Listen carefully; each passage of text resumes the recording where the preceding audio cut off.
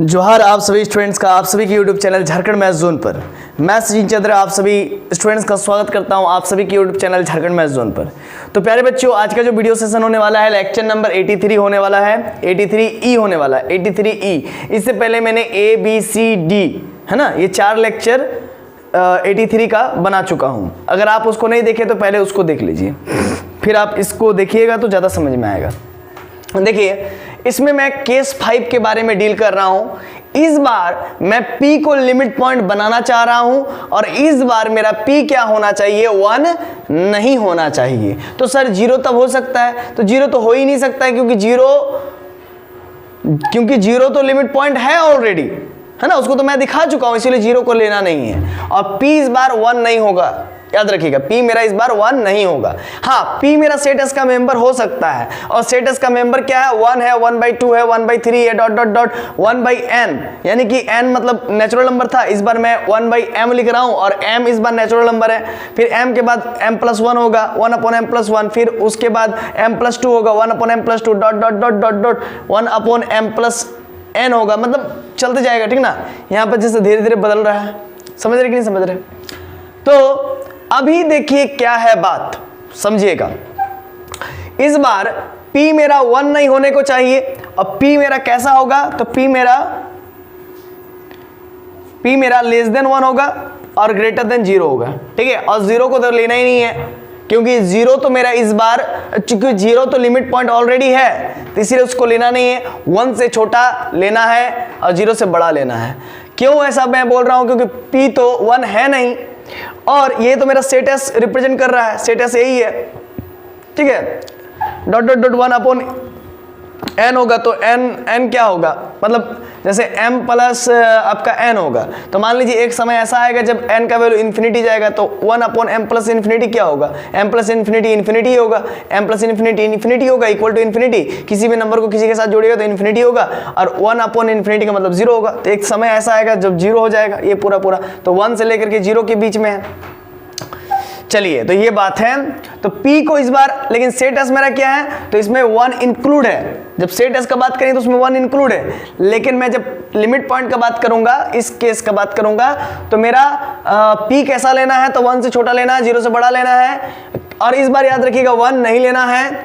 And P belongs to S, क्योंकि यहां पर साफ साफ लिख दिया है कि P 1 नहीं होना चाहिए, है ना। क्योंकि अगर मान लीजिए नहीं लिखता तो फिर आप ले लेते, ठीक है ना। तो P बिलोंग्स टू S, क्योंकि P इक्वल टू 1 पर हम लोग बात कर चुके हैं। P मेरा सेट S का ही मेंबर होगा और P equal to 1/m type का मेंबर होगा। तो देखिए, सेट S का मेंबर अगर m मेरा नेचुरल नंबर है, m नेचुरल नंबर है, तो m का वैल्यू आप यहां पर 1 नहीं ले सकते हैं। क्यों नहीं ले सकते हैं? अगर आप 1 ले लीजिएगा तो P का वैल्यू 1 हो जाएगा और यहाँ पर साफ साफ बोल दिया कि P आपका 1 नहीं होना चाहिए। आप M का वैल्यू 1 छोड़ा कर कुछ भी ले सकते हैं, लेकिन 0 तो नहीं ले सकते हैं, नहीं तो वो तो फिर अनडिफाइंड हो जाएगा। तो आज सिंपल सी बात है, m मेरा नेचुरल नंबर है तो 0 का कोई सवाल ही नहीं पैदा होता है। तो m का वैल्यू मेरा 1 तो होगा नहीं, कतई नहीं होगा, क्योंकि ये थ्योरम में ही पहले केस में बोल दिया है ना, केस 5 में ही बोल दिया। तो m का वैल्यू मेरा 2 हो सकता है, 3 हो सकता है। तो अगर मान लीजिए 2 रख लीजिए, चलिए 2 ही रख लीजिए। तो अगर 2 रख लीजिएगा तो 1/2 होगा और 1/2 जो है कि सेट S का ही मेंबर है ना। तो इस बार P मेरा सेट S का मेंबर होगा, ठीक है ना। तो M बराबर मेरा क्या है, अगर आप एक बात याद रखिए, अगर आप पूरा सीरीज वाइज पूरा लेक्चर को लिख रहे हैं तभी आपको समझ में आएगा, है ना, नहीं तो फिर नहीं आएगा, एकदम गारंटी मैं बता रहा हूं। अगर आप पूरा लिख रहे हैं शुरू से लेकर के अभी तक, केस 1, केस 2, केस 3, केस 4, तब आपको केस 5 समझ में आएगा। आप सोचिएगा वीडियो देख लेंगे समझ में आ जाएगा, तो फिर नहीं होगा। आप ऊपर नीचे कंपेयर करना पड़ेगा ना, समझना पड़ेगा बातों को। तो इसीलिए आपको लिखा हुआ होना चाहिए आपके कॉपी में।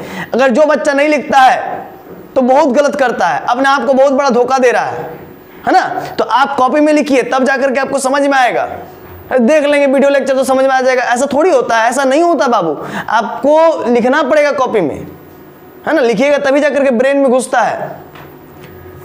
ये साइंटिफिक प्रूवन है, ये ध्यान दीजिएगा। अगर मान लीजिए P मेरा सेट S का मेंबर है अब p मेरा 1 नहीं है और p equal to 1 upon m type का है, तो m का वैल्यू आप 1 नहीं ले सकते हैं, यहाँ पर बोल दिया गया है, क्योंकि m अगर 1 ले लीजिएगा तो p इक्वल टू 1 होगा। अब यहाँ पर 2 ले लीजिएगा तो 1/2 p का ही मेंबर है। अब देखिए सेट s का ही मेंबर है ना, 1/2, 1/3 भी ले सकते हैं, सेट s का ही मेंबर होगा। Where m belongs to natural number, m मेरा नेचुरल नंबर होगा और m मेरा एंड m मेरा 1 नहीं होगा, then there exist a neighbourhood, तब इस p इक्वल टू 1/m के लिए एक नेबरहुड एग्जिस्ट करेगा, है ना। चलिए इसको समझिए। यहाँ पर सेट s मेरा क्या है, 1 है, 1/2 है, 1/3 है, डॉट डॉट डॉट 1/m है, कॉमा 1/m + 1 है, कॉमा 1/m + 2 है, कॉमा डॉट डॉट डॉट है। तो अब देखिए ये मेरा, यहाँ पर देखिए ध्यान दीजिएगा, इसी को मैं यहाँ पर पूरा डिटेल नहीं कर पाया तो इसको मैं इधर कर रहा हूँ। तो देखिए ये मेरा 1/m है और इसके बाद 1/m + 1 है, 1/m + 2 है, तो 1/m से पहले क्या होगा, 1/m - 1 होगा, 1/m - 1 होगा, फिर डॉट डॉट डॉट डॉट, फिर डॉट डॉट डॉट डॉट, फिर dot dot dot dot, 1/m से पहले 1/m - 1 होगा, फिर डॉट डॉट डॉट 1/3, फिर 1/2, फिर 1/1। तो वही मैं यहाँ पर लिखा हूँ कि 1/m से पहले 1/m - 1, फिर डॉट डॉट डॉट 1/3, 1/2 लिख लीजिए, फिर 1/1। तो यहाँ पर मेरे पास स्पेस नहीं, इसलिए मैंने नहीं लिखा। अब जरा देखिए, बात को समझिएगा। मान लीजिए कि इस जगह पर, मान लीजिए कि इस जगह पर मैं 4 रख दूं, इस 4 यहाँ पर तो 3 है ना, इस जगह पर 3 है, तो मैं मान लेते हैं यहाँ पर 5 रख दूं, ठीक है। 5 में से 1 गया तो कितना 4 बचेगा, तो फिर यहाँ पर फिर डॉट डॉट क्यों कर रहे हैं सर आप। तो मान लीजिए यहाँ पर मैं क्या रख देता हूँ, 6 रख देता हूँ। चलिए बहुत अच्छा, 6 रख दीजिए। 6 में से 1 गया तो, क्योंकि m तो नेचुरल नंबर है, 6 में से 1 गया तो 5 बच गया, बहुत अच्छा। और इस जगह पर आप क्या रख दीजिए, इस पोजीशन पर मैं यहाँ पर 6 रख दिया तो m का वैल्यू यहाँ पर भी 6 हो जाएगा, 1/6 हो जाएगा। और इस जगह पर m का वैल्यू 6 रखेंगे तो 6 1 7 हो जाएगा। समझ रहे कि नहीं समझ रहे। तो अगर यहाँ पर m का वैल्यू मैं 6 ले रहा हूँ तो 6 में से 1 गया तो 5, फिर 1/m में 1/6 हो जाएगा। m का वैल्यू अगर 6 रख दूंगा, 6 1 7 होगा, 1/7। तो देखिए बात को समझिएगा, 1/5, 1/6, 1/7 इस सेट S का मेंबर है, ठीक है, क्योंकि सेट S में 1/n टाइप का मेंबर है, सच डेट इस प्रकार से कि n आपका नेचुरल नंबर है, याद रखिएगा। लेकिन एक क्वेश्चन में ही दिया हुआ था थ्योरम में।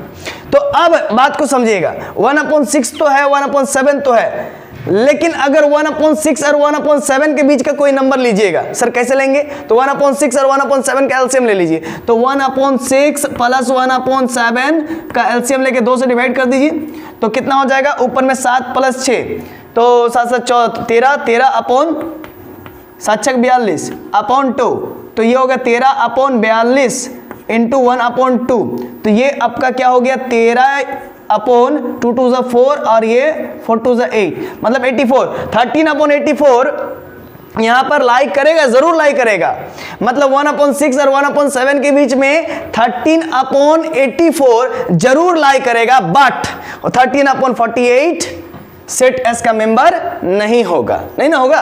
तो वही यहां पर बताना चाह रहे हैं कि 1/m और 1/m + 1 के बीच का कोई भी मेंबर सेट S का मेंबर नहीं होगा, याद रखिएगा ये सब। तो समझना है, याद क्या रखना है, तो इतना क्लियर है। तो इसीलिए मैं यहां पर लिख रहा हूं एग्जिस्ट ए नेबरहुड, तो P का एक नेबरहुड हमको मिल गया, है ना। तो P का एक नेबरहुड मिल गया, तो P का मान लीजिए P का वैल्यू मैंने 1/m माना, तो P इक्वल टू 1/m माना है, तो P इक्वल टू 1/m ये हो गया, P इक्वल टू 1/m। तो m से थोड़ा सा बाएं 1/m - 1, m से थोड़ा सा दाएं 1/m + 1। तो ये जो सेट बन रहा है, 1/m - 1 से लेते हुए 1/m + 1, है ना, ये 1/m का ये क्या बन रहा है, ये क्या हो जाएगा, 1/m का नेबरहुड बन गया। तो यहाँ पर मैं लिख सकता हूँ, और 1/m क्या है, तो P है, तो यहाँ पर मैं लिख सकता हूँ कि अगर P इक्वल टू 1/m है, तो अगर 1/m है, समझ रहे ना, और जहां पर m मेरा नेचुरल नंबर है और m मेरा 1 के इक्वल नहीं हो सकता है, क्योंकि p मेरा 1 के इक्वल नहीं लेना है, इसी वजह से देन देयर एग्जिस्ट, तब जरूर अस्तित्व में आएगा, एग्जिस्ट करेगा एक नेबरहुड एग्जिस्ट करेगा 1/m + 1 से लेकर के 1/m - 1 तक, जो कि p पॉइंट का नेबरहुड होगा, which contains no points of set S, तो इसमें P के नेबरहुड में 1/m+1 और 1/m-1 में आपको दिखला दिया कि 1/m-1 और 1/m+1 में, चूंकि 1/m और 1/m+1 में सेट एस का कोई मेंबर नहीं है, तो ऑब्वियस सी बात है 1/m-1 से लेकर के 1/m+1 में भी, जैसे इसमें कोई मेंबर नहीं है, इन दोनों पॉइंट्स के बीच में कोई मेंबर्स नहीं है, ठीक उसी प्रकार से 1/m और 1/m-1 के बीच में भी सेट एस का कोई मेंबर नहीं होगा, क्योंकि सेट एस का मेंबर जो दिख रहा है वही है, 1/m-1 दिख रहा है तो वही है, 1/m है तो दिख रहा है तो वही है सेट एस का मेंबर, और 1/m+1 अगर दिख रहा है तो वही है। जो यहाँ के बीच जो नहीं है, मतलब जो नहीं दिख रहा है, तो वो सारा मेंबर सेट एस का नहीं होगा। तो कुल मिला के अगर देखा जाए बाबू, तो इसके और इसके बीच का मेंबर सेट एस का मेंबर नहीं होगा, कतई नहीं होगा। इसका मतलब 1/m का जो नेबरहुड है 1/m-1 से लेकर के 1/m+1 तक का, है ना, ये जो 1/m का नेबरहुड है इसमें सेट एस का कोई मेंबर नहीं है, और 1/m को मैंने P माना है, तो P के नेबरहुड में सेट एस का P के अलावा कोई मेंबर नहीं है। तो यहां पर देखिए P मेरा 1/m था, तो P के नेबरहुड में सेट एस का P के अलावा यानी कि 1/m के अलावा सेट एस का कोई दूसरा मेंबर नहीं है, इसी वजह से ये P भी सेट एस का लिमिट पॉइंट नहीं कहलाएगा। तो देखिए, तो P इज, तो यहां पर लिखा मैंने कि P जो P का नेबरहुड है वो ये है, विच कंटेन्स नो, जिसमें कोई कंटेन नहीं हो रहा है, no points of S, set S का कोई पॉइंट्स कंटेन नहीं हो रहा है, नहीं मिल रहा है, अदर देन P के अलावा, हेंस इसी वजह से P is not a limit point of set S, इसी वजह से P मेरा सेट एस का लिमिट पॉइंट नहीं है। इसीलिए अब हम लोग लिख सकते हैं कि केस 1 में भी जो है कि P मेरा लिमिट पॉइंट नहीं हुआ, केस 2 में भी नहीं हुआ, केस 3 में भी नहीं हुआ, केस 4 में भी नहीं हुआ, और केस 5 में भी नहीं हुआ, है ना। जब मैंने P का वैल्यू 0 से बड़ा लिया, जब मैंने P का वैल्यू लेस देन 0 लिया, जब मैंने P का वैल्यू ग्रेटर देन 1 लिया, जब मैंने P का वैल्यू 0 और 1 के बीच में लिया, जब मैंने P का वैल्यू 0 और 1 के बीच में लिया और P सेट एस का मेंबर हुआ, ठीक है, कितना केस हो गया। चलिए फिर से एक बार दोहरा देते, ठीक है। तो मैंने अभी देखा, आपको दिखलाया, क्या दिखलाया कि सबसे पहले P मेरा जब 0 से छोटा था उस केस में, क्योंकि 0 मेरा लिमिट पॉइंट हो चुका था और हमको दिखलाना था कि 0 के अलावा इस सेट का कोई दूसरा लिमिट पॉइंट नहीं है, तो मैंने क्या क्या काम किया चलिए देखते हैं। तो अगर हमको दिखलाना था कि P के अलावा कोई इस सेट का लिमिट पॉइंट नहीं है, तो उसके लिए हमको ये दिखलाना पड़ता, जो कि पढ़ा भी है ना, पढ़ा कि P मेरा अगर लेस देन 0 ले लेंगे तो वो भी लिमिट पॉइंट नहीं होगा, क्योंकि लिमिट पॉइंट तो सेट एस का बाहर का भी हो सकता है ना, सेट एस का बाहर भी हो सकता है। तो P मेरा 0 से, देखिए ये मेरा सेट एस था, ये 1 था, ये 1/2 था, ये 1/3 था, ये 1/4 डॉट डॉट डॉट, ये आपका 1/∞ मतलब 0। तो यानी कि 1 और 0 के बीच में सिर्फ 0 लिमिट पॉइंट हुआ, तो सिर्फ यूनिक लिमिट पॉइंट होगा। इसको दिखाने के लिए हमको 1 से बड़ा नंबर लेकर के दिखाना पड़ेगा कि वो भी लिमिट पॉइंट नहीं होगा, क्योंकि सेट के बाहर का भी पॉइंट लिमिट पॉइंट होता है, तो हमको 1 से बड़ा नंबर भी लेकर के दिखाना पड़ेगा कि वो भी सेट एस का लिमिट पॉइंट नहीं है, तो वो भी मैंने दिखलाया। और मैंने फर्स्ट केस में दिखलाया कि P अगर 0 से छोटा है ना, 0 से छोटा, तो 0 से छोटा इधर में हो जाएगा, 0 से छोटा इधर हो जाएगा, तो 0 से छोटा वाला मेंबर भी जो है कि सेट एस का लिमिट पॉइंट नहीं था, मैंने दिखलाया। फिर P का वैल्यू अगर 1 के बराबर रख देंगे तो वो भी नहीं हुआ, है ना। और फिर P का वैल्यू मेरा 0 और 1 के बीच में था, 0 और 1 के बीच में था, और सेट एस का कोई मेंबर नहीं था। हो सकता है कि सेट एस का कोई मेंबर होता और वो लिमिट पॉइंट हो जाता, तो फिर हम लोग का कहना गलत हो जाता, तो वो भी हमने चेक कर लिया कि वो भी लिमिट पॉइंट नहीं था। इसके बाद मैंने चेक किया केस 4 में कि P मेरा सेट एस का ही मेंबर होगा, मतलब P belongs to set S, मतलब 1/2 हो सकता है, 1/3 हो सकता है, लेकिन P मेरा 1 नहीं हो सकता, क्योंकि उसको केस 3 में ही हमने मान चुका था। P मेरा 1 नहीं हो सकता, क्योंकि वो केस 2 में ही मान चुका था, ठीक है ना, माफ कीजिएगा, केस 3 बोल देते, केस 2 में ही मान चुका था P = 1, तो वो भी नहीं होगा, यानी कि P सेट एस का ही मेंबर होगा। और 0 तो नहीं होगा, क्योंकि 0 को पहले ही लिमिट पॉइंट प्रूफ कर चुके थे, और 1 नहीं होना चाहिए। हाँ, इसमें क्या था, 1 नहीं होना चाहिए था, लेकिन इसके और इसके बीच में जितना भी मेंबर होगा वो उसको चेक करना था, जो कि सेट एस का मेंबर नहीं होगा, सॉरी सेट एस का मेंबर होगा। जैसे 1/2 को ले सकते थे, 1/3 को ले सकते थे, 1/4 को ले सकते थे, और इसको भी जब हमने ले करके देखा तो ये भी जो है कि लिमिट पॉइंट नहीं बन पाया, ठीक है, जो कि सेट एस का मेंबर था, लेकिन P = 1 नहीं था, और 0 तो लेना ही नहीं था। और पांचवा केस और अंतिम केस में मैंने दिखलाया कि P मेरा 1 से P मेरा 1 से बड़ा था तो उस केस में मैंने दिखलाया, ये पांचवा केस नहीं था, हाँ P मेरा 1 के इक्वल नहीं था तो वो तो बात की बात, ये तो है ना, आपको समझ में आ गया होगा, ठीक है।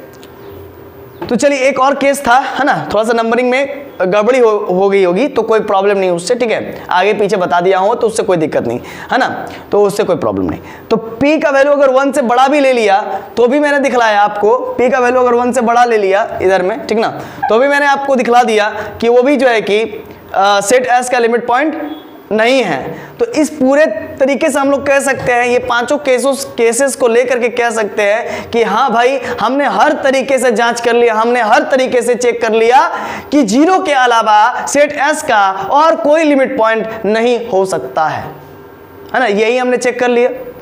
तो अब हम लोग लिखेंगे कि does नो रियल नंबर, अब हम लोग लिख सकते हैं कि अब कोई ऐसा रियल नंबर अदर देन 0 के अलावा is a limit point of set S. तो ऐसा कोई ऐसा रियल नंबर नहीं मिलेगा 0 के अलावा जो कि सेट एस का लिमिट पॉइंट बन सके। इसी वजह से 0 ही इस सेट का एकमात्र लिमिट पॉइंट है। तो चलिए, जब एक ही किसी सेट का लिमिट पॉइंट है तो लिमिट पॉइंट के कलेक्शन को ही तो डिराइव सेट कहते हैं। तब इस सेट का कितना लिमिट पॉइंट मिला, तो सिर्फ 0, एक ही लिमिट पॉइंट मिला। जब एक ही लिमिट पॉइंट मिलेगा तो डिराइव सेट में सिर्फ 0 ही होगा। और डिराइव सेट को लिखते कैसे है, तो D of S therefore derive set, ये फेयर वर्क है, ये आपको लिखना होगा एग्जाम में।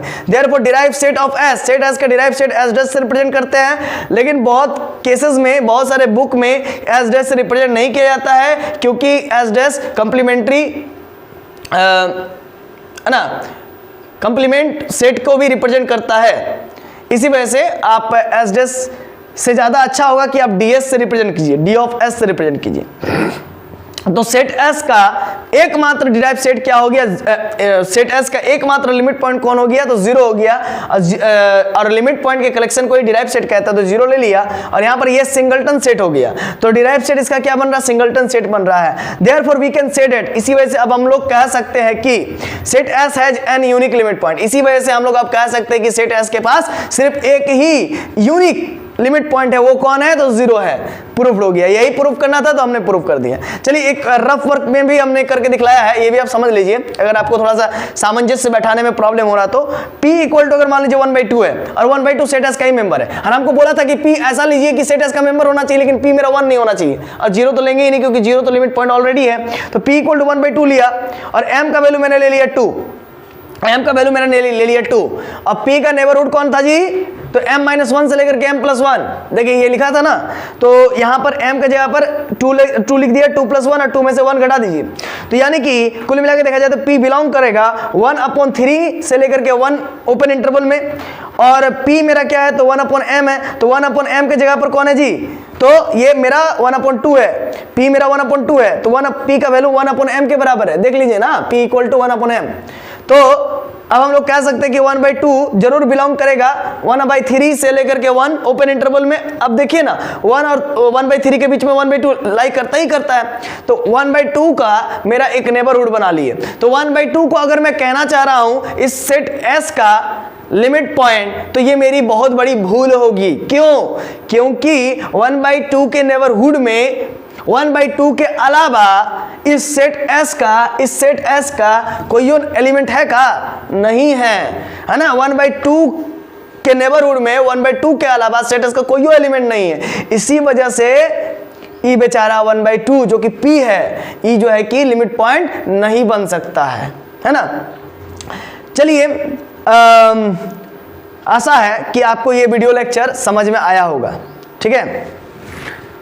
मैं इसको इरेज कर देता हूं, यहां पर मैं जो बताया था इधर भी रफ था, ठीक है ना, इसको भी मैं अब इरेज कर देता हूं। चलिए, तो आशा है कि आपको ये संपूर्ण वीडियो लेक्चर, पूरा कंप्लीट वीडियो लेक्चर समझ में आ गया होगा, लेक्चर नंबर 83E और 83A से लेकर के। और अगर कहीं आपको कहीं भी प्रॉब्लम होता है तो ठीक है, तो आपको घबराने की कोई ज़रूरत नहीं है, आप हमसे डायरेक्ट कांटेक्ट कर सकते हैं। मैं हमेशा, जैसे बॉर्डर में सिपाही तैनात रहते हैं अपने देश को बचाने के लिए, सोल्जर्स हमेशा तैयार रहते हैं, उसी प्रकार से मैं अपने स्टूडेंट्स के लिए हमेशा तैयार रहता हूं। ठीक है, तो इसी वजह से मैं फौज का कपड़ा पहन करके पढ़ाता हूं, ताकि मैं अपने बात से मुकर नहीं सकता हूं। ठीक है, समझ रहे कि नहीं समझ रहे?